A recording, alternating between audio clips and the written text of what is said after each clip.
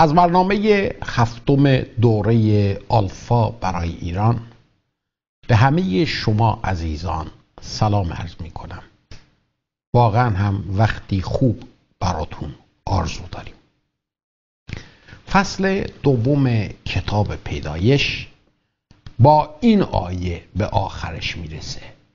آدم و همسرش برهنه بودند و خجلت نداشتند. ای کاش که وضعیت به همین شکل باقی میموند و ما فصول بعدی رو ای کاش که نمی داشتیم و کماکان در اون ابدیت نیکو و عالی زندگی می کردیم. ولی حیف که اینطوری نشد. انسان بر اساس اراده آزادی که داشت میتونست در هر لحظه انتخاب متفاوتی داشته باشه.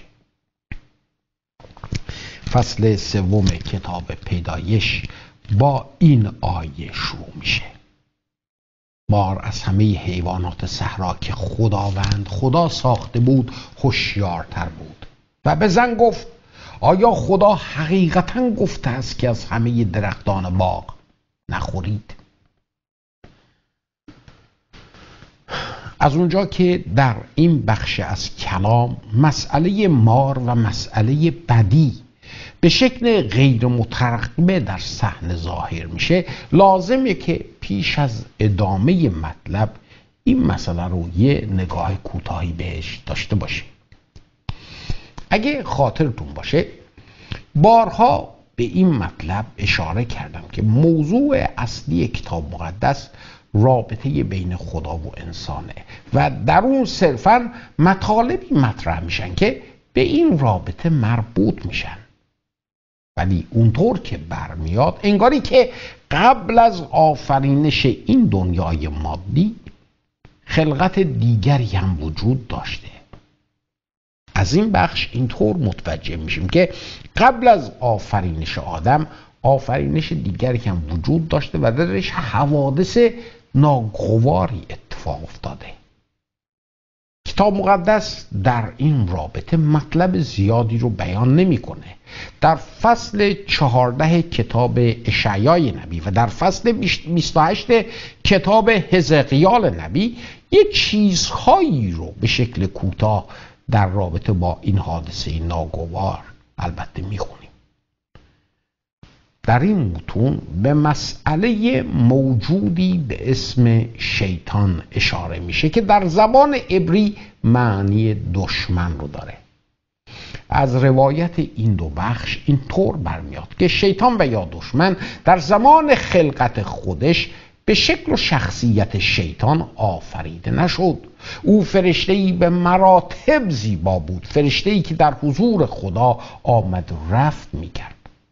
از روایت این دو بخشی که خدمتتون گفتم باز معلوم میشه که فرشتگان هم در رابطه‌ای که با خدا داشتند از اراده آزاد برخوردار بودند.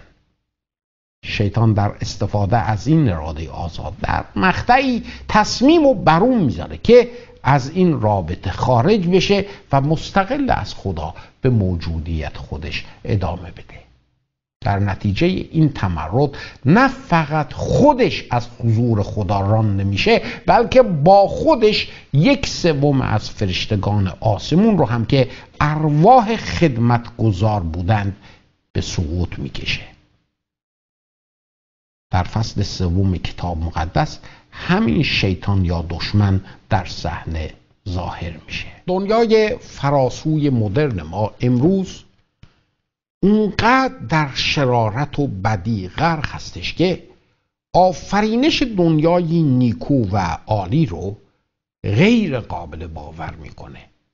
با توجه به این همه خونریزی ها، جنگ ها، ظلم ها، بیماری ها و مصیبت ها میبینیم که آنچه که ذهن بشر رو داره از درون میخوره در واقع علت و ریشه این همه شرارت و بدیه.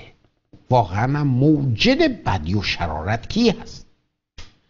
اگه در جواب به این سوال ما شیطان و مسئول قلمدادش کنیم، سوالی به مراتب مشکل رو باید بهش پاسخ بگیم. خدای نیکو چطور میتونه شیطان رو که مظهر و موجد بدی هست بیافرینه؟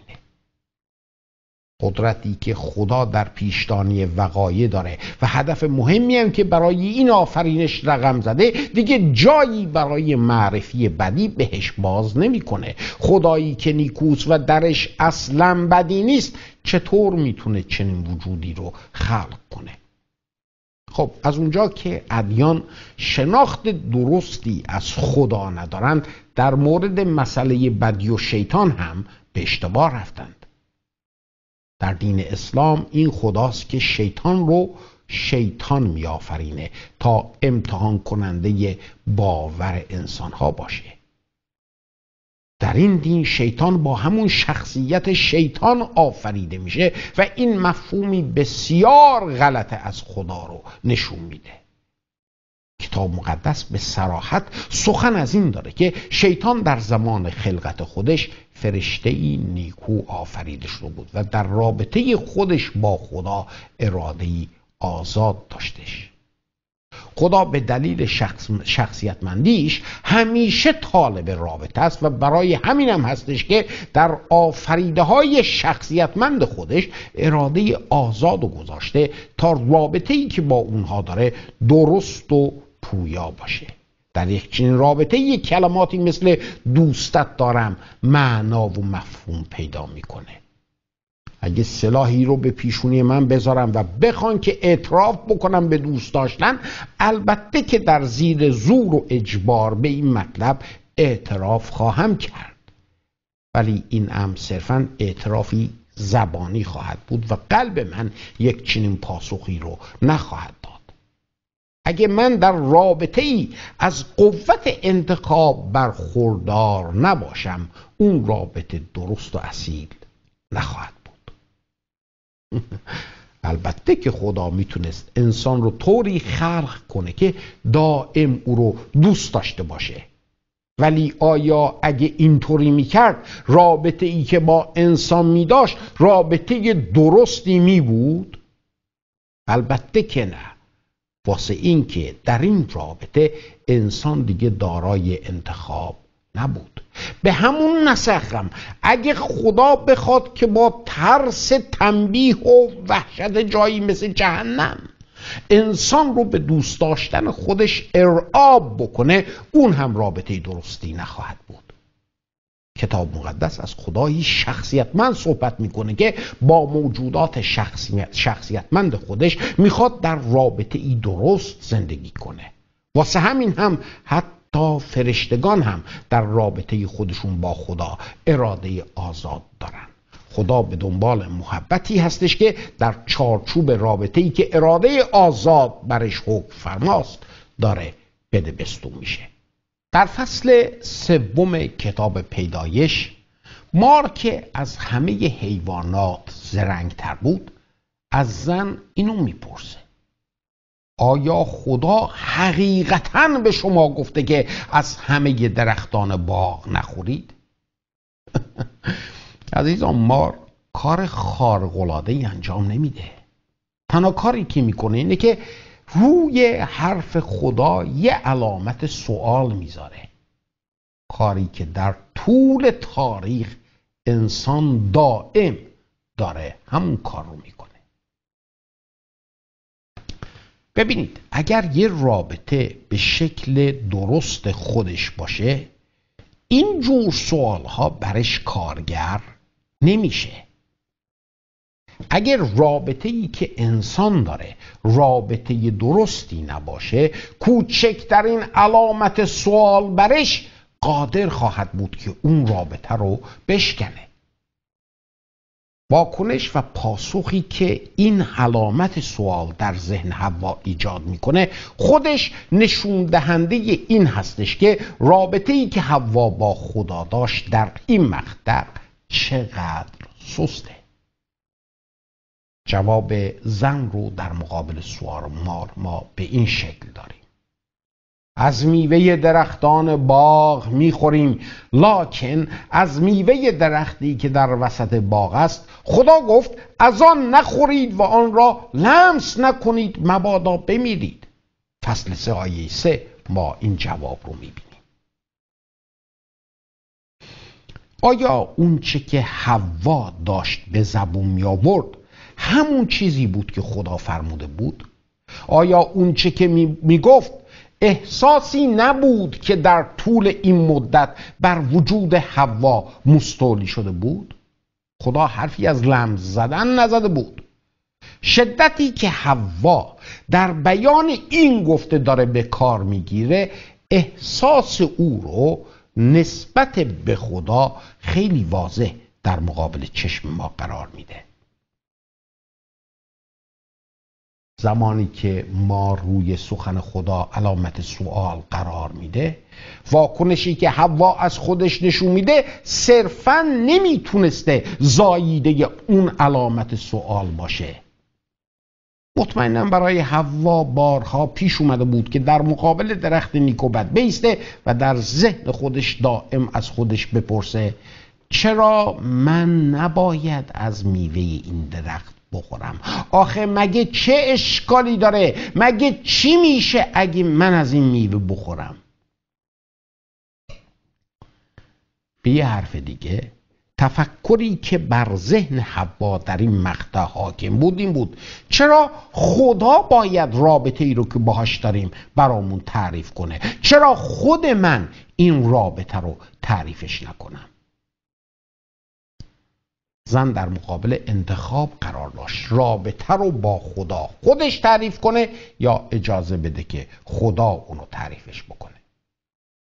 زن خودش رو در جایی قرار داده بود که چنین سوالی قادر به شکستنش بود، قادر به شکستن رابطه‌ای بود که با خدا داشت. از پاسخی که زن میده به اون چه که در درونش هست خیلی واضح پی میبریم. سخنی که حوا به مار میگه سخنی نیستش که خدا گفته باشه.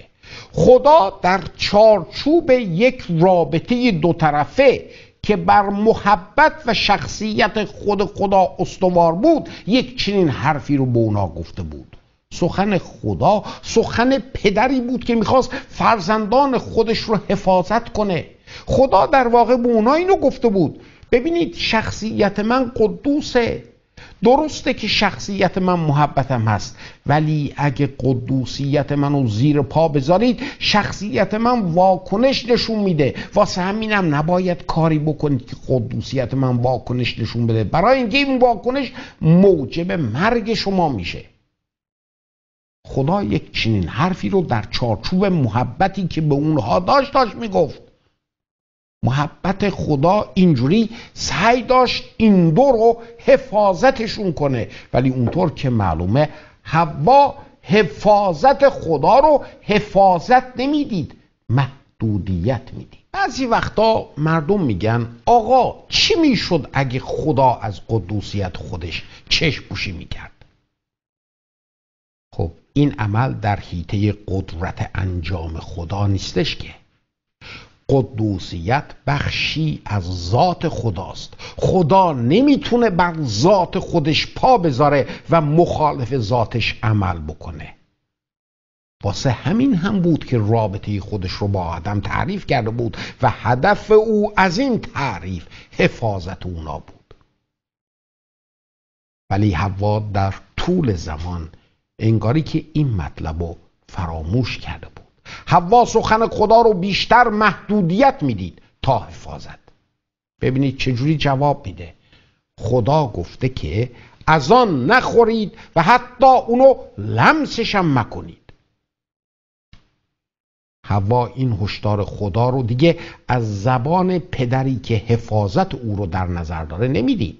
این هشدار براش به مثابه اخطاری شدید از یه پلیس سرسخت بود که سعی داشت او رو در محدودیت قرار بده. از واکنشی که در مقابل سوال مار داره از خودش نشون میده خیلی خوب میبینیم که حوا خودش رو در چه موقعیت متزلزل، در چه موقعیت شکننده قرار داده. روایت این قسمت بدین شکل ادامه پیدا میکنه. مار به زن گفت البته که نخواهی مرد. بلکه خدا می‌داند در روزی که از آن بخوری چشمان شما باز می‌شود و مانند خدا عارف نیک و بد خواهی بود. حرف چه کسی رو باور می‌کنیم؟ با هنوز هم در رابطه‌های خودمون با این سوال روبرو هستیم. حرف چه کسی رو باور می‌کنیم؟ می‌دونید محبت و اعتماد دست به دست هم جلو میرن. وقتی که در روابط ما محبت حاکمه، اعتماد درش خیلی قوی عمل میکنه و وقتی اعتماد عمل میکنه، محبت روز به روز بیشتر میشه. این دو با هم به پیش میرن. چه باعث شد که حوا حرف مار رو بر حرف خدا ترجیح بده، حرف خدا رو نپذیره ولی به جای اون حرف مار رو قبول کنه؟ خب حالا جواب این سوال کاملا مشخصه. در رابطه ای که حوا با خدا داشت، محبت دیگه به شکلی قوی عمل نمی کرد. در نتیجه اون هم اعتماد به اون شکل که باید وجود نداشت. در هر رابطه محبت خود رو به بهترین شکل در اعتمادی که طرفین به هم دارند ظاهر میکنه. رابطه حوا با خدا چقدر باید از حالت اصیل و واقعی خودش خارج شده باشه که حوا به جای پذیرفتن حرف خدا حرف مار رو انتخاب بکنه. آنچه که مار میگفت در واقع همان چیزی بود که حوا میخواست بشنوه. در واقع مار به حوا میگفت چرا خدا این رابطه رو تعریف کنه؟ چرا شما چارچوب این رابطه رو تعیین نکنین؟ و این دقیقاً همان چیزی بود که خدا انجام ندادن اون رو به اونها هشدار داده بود، برای اینکه فقط خدا میتونست این رابطه رو تعریف کنه. خدا آفریننده و هستی بخش اونها بود و هستی اونها وابسته به هستی خدا در این رابطه فیما بین بود. این رابطه رو فقط خدا میتونست تعریف کنه. اگه انسان این رابطه رو تعریف میکرد، نهایت به جایی میرسید که خدا از صحنه زندگیش بیرون بره و با نبود خدا هم در زندگیش او هستی خودش رو از دست میداد. انسان میمرد. خدا برای محافظت آنها رابطه رو تعریف کرد، ولی در فکر زن بیشتر این اشتیاق موج میزد که رابطه خودش رو با خدا خودشون تعریف بکنن. این اون چیزی بود که مار داشت پیشنهاد میکرد. روایت واقعه در کتاب پیدایش اینطور ادامه پیدا میکنه: و چون زن دید آن درخت برای خوراک نیکوست و به نظر خوشنما و درختی دلپذیر و دانش افزا. ببینید چیز بخصوصی در اون درخت نبود. مهم نیستش که ما چقدر در این قضیه میخوایم مته به خشخاش بذاریم. همه درختان باغ برای خوراک نیکو و زیبا بودن، ولی حوا دیگه با چشمانی سالم نمیدید. عینک به روی چشم داشت و همین عینک باعث میشد که هر چیزی رو اونطور که خودش طالبه ببینه. بسیاری از مواقع عزیزان ما از بیرون نیست که فریب میخوریم. نیازی نیستش که کسی مانند مار و یا شیطان بخواد ما رو از بیرون فریب بده. این خود ما هستیم که خودمون رو در جایی قرار میدیم که فریب بخوریم. وقتی که گوش خودمون رو فقط به چیزایی که میخوایم بشنویم بازش میکنیم و چشم خودمون رو فقط به چیزایی که میخوایم ببینیم بازش میکنیم. نقطه فریب ما اونجاست، واسه اینکه خودمون رو در اون وضعیت شکننده قرار دادیم. بر رابطه‌ای که حوا با خدا داشت محبت حاکم نبود. برای همینم حوا دیگه نمیتونست به خدا اعتماد کنه. همین مطلب هم باعث شده بود که گوش خودش رو صرفاً به چیزهایی که میخواست بشنوه باز نگه داره و همین هم نهایت باعث قطع رابطه شد. در ادامه روایت واقعه اینطور میخونیم: پس از میوه درخت چید و خورد و به شوهرش هم داد و او نیز خورد. حوا با این کارش تصمیم گرفت که دیگه به رابطه‌ای که با خدا داشت متعهد نباشه. خدا از قلب او خبر داشت. خدا این کار رو میدونست. حوا با این کار خودش در واقع به خودش داشت نشون میداد که دیگه نمیخوام در رابطه‌ای که خدا اونو تعریف کرده قرار داشته باشم. در اینجا میخوام به یه نکته مهم توجه بکنیم. گرچه خدا بهشون هشدار داده بود که به محض خوردن از اون میوه خواهند مرد، ولی زمانی که حوا از اون میوه میخوره میبینیم که اتفاقی پیش نمیاد. واسه این که اگه اتفاقی پیش میومد مسلماً آدم در تبعیت از حوا یه جورهایی دچار تردید میشد. شاید همین مطلب که اتفاقی برای حوا پیش نیامد آدم رو بیشتر مجاب کردش که به حرف زن خودش گوش بگیره. راستی هم چرا با خوردن اون میوه اتفاقی واسه حوا پیش نیامد؟ خب خدا در زمان خلقت آدم و حوا اونها رو از نظر مقام مساوی خلق کرده بود، ولی عملکردشون با همدیگه فرق داشت و قرار بود که همدیگر رو تکمیل کنند. خدا عملکرد حوا رو در واژه معاون برای آدم تعریفش کرده بود. واسه همین هم واسه اونها لازم بود که به اون شکل که خدا تعیین میکرد در یک تنی باشند و هر یک مطابق مسئولیت و نقشی که داشت میبایست عمل میکرد. آدم و حوا هر دو در حضور خدا به دلیل عملکردی که داشتند مسئول شناخته میشدند. خدا جهت عملکرد این خانواده نوپا از هر دوشون مسئولیت‌هایی رو طلب می‌کرد. در این خانواده مسئولیت زن به عهده مرد بود و خدا مرد و مسئول میشناخت.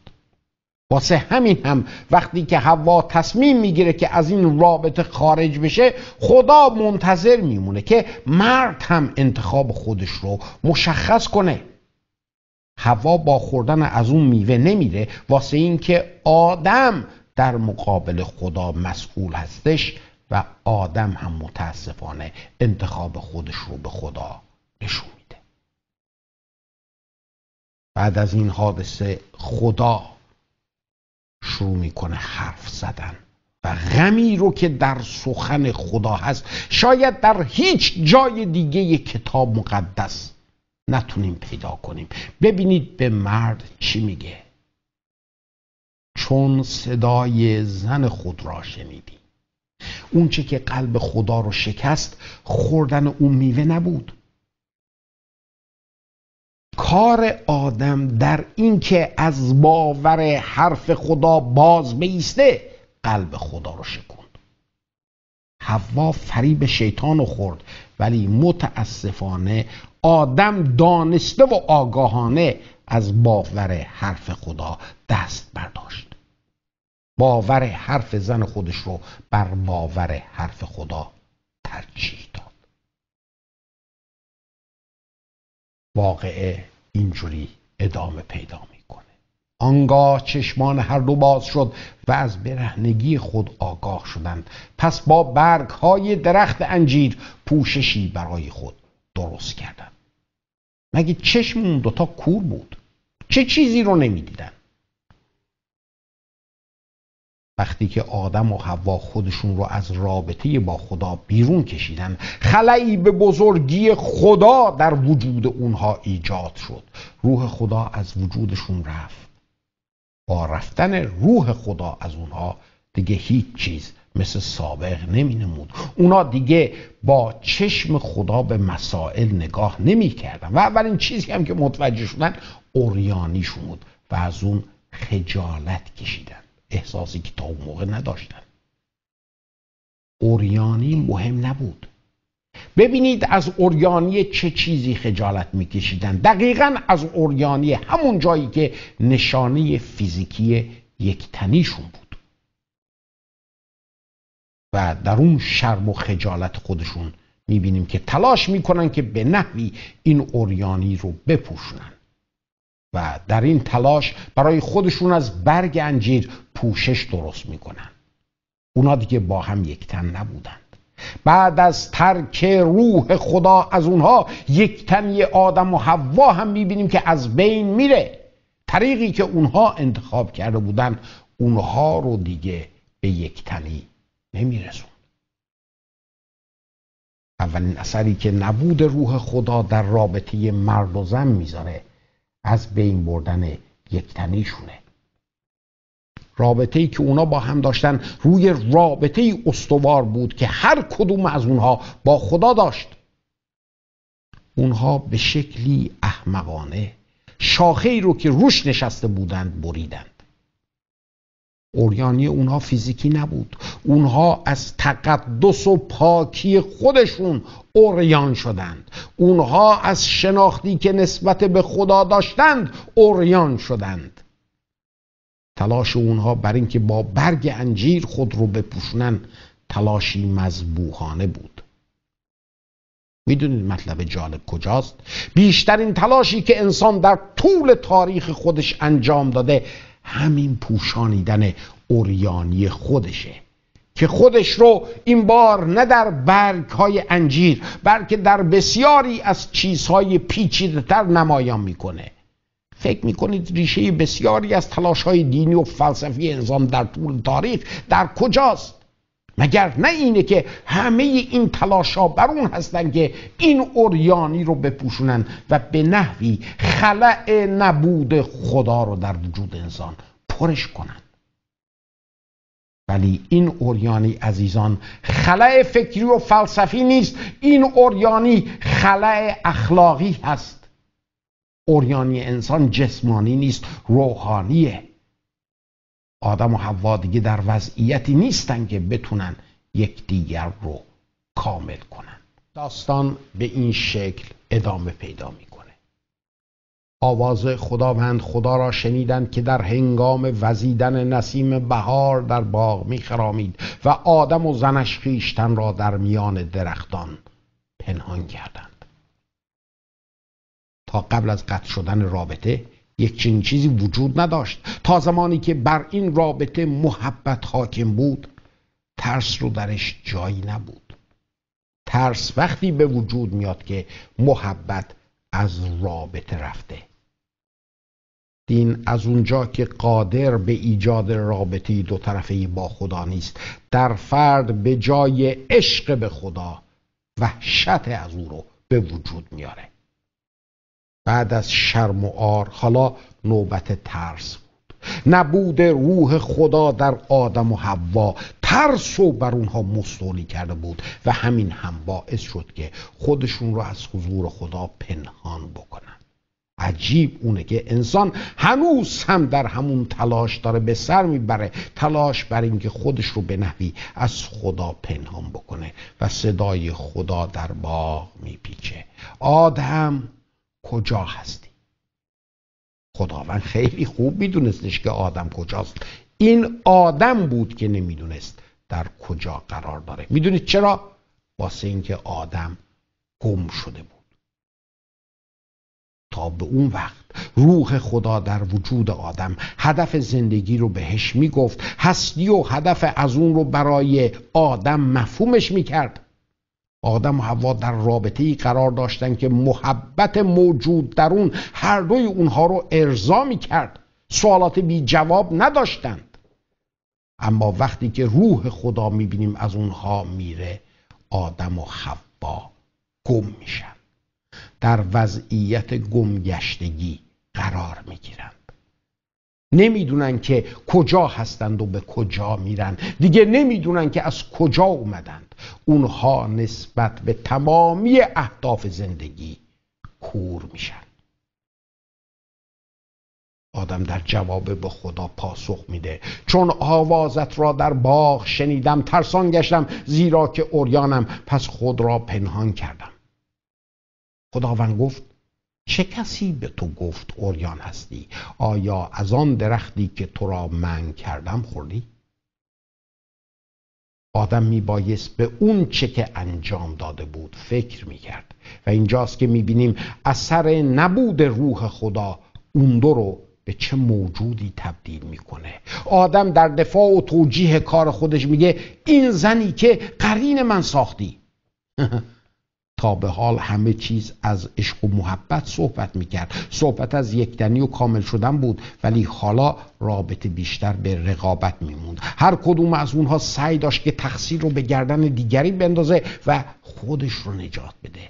تا پیش از اون سخن از قربانی شدن واسه هم بود، ولی حالا هر کدوم از اونها سعی داشت با متهم کردن دیگری خودش رو از مهلکه برهونه.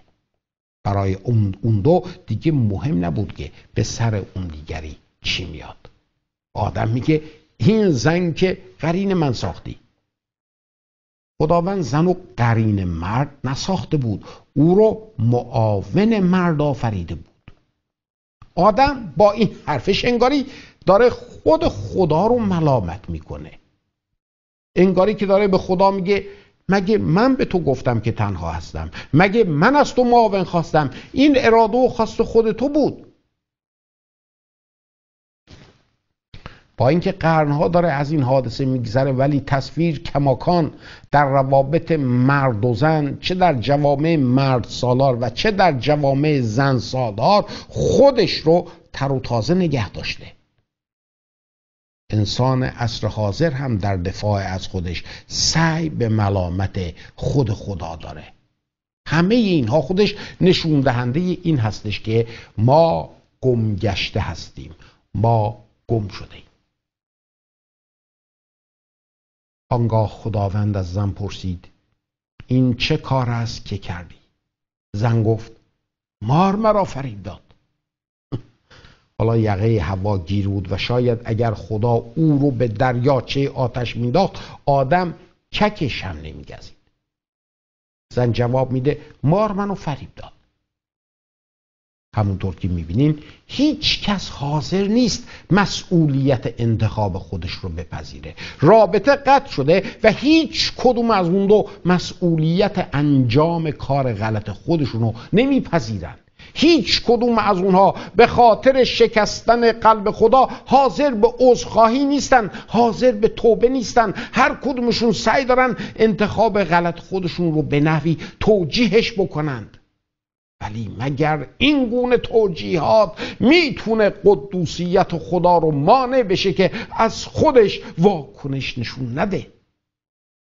ما بارها به بچه‌ها تاکید میکنیم که به بخاری دست نزنن.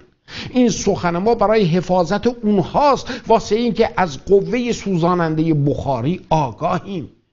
به بخاری نمیشه امر کرد که نسوزونه. سوزانندگی صفتی ذاتی واسه حرارته.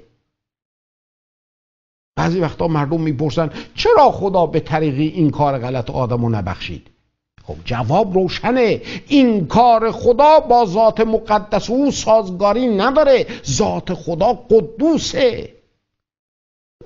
میپرسن خدا که تواناست آقا چرا نتونست از گناه آدم بگذره؟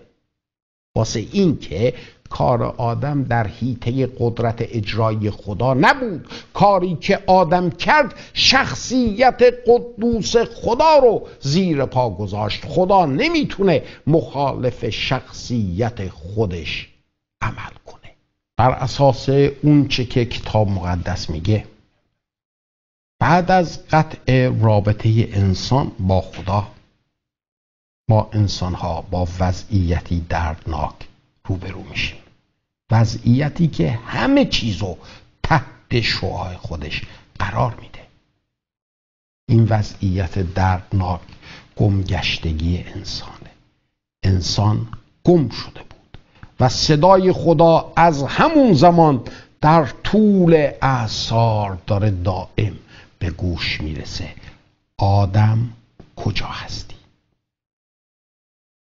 این وضعیت از همون صفحات آغازین کتاب مقدس به وجود میاد. انسان بر اساس اراده آزاد خودش دانسته و آگاهانه خدا رو از زندگی خودش دور میکنه و به این ترتیب روح خدا که بهش جاودانگی میداد از وجود او میره و آدم حیاتش رو از دست میده. از نظر روحانی میمیره و از نظر جسمانی هم وجودش اسیر مرگ میشه. به دنبال این کار آدم تمامی آن دنیای نیکوی خدا به تباهی اسیر میشه.